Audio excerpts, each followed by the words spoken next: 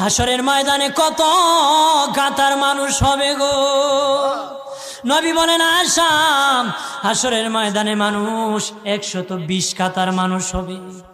কয় কাতার? আয়েশা রে, হাসরের ময়দানে 120 কাতার মানুষ হবে। আয়েশা সিদ্দিকা বলেন ইয়া রাসূলুল্লাহ, ইয়া রাসূলুল্লাহ, আমি জানতে চাই আপনার রাসূলুল্লাহর উম্মত কত কাতার হবে? নবী বলেন আয়েশা, আমি রাসূলুল্লাহর উম্মত একাই 80 কাতার হবে।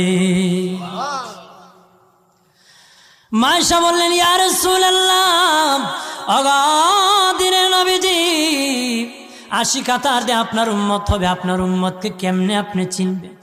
নবী বলেন আয়েশা রে, আমার উম্মতকে 3টা পরিচয় আমি চিনব। 1 নম্বর পরিচয়, আমার উম্মতের কপাল থেকে নূর চমকাবে, নূর চমকাবে।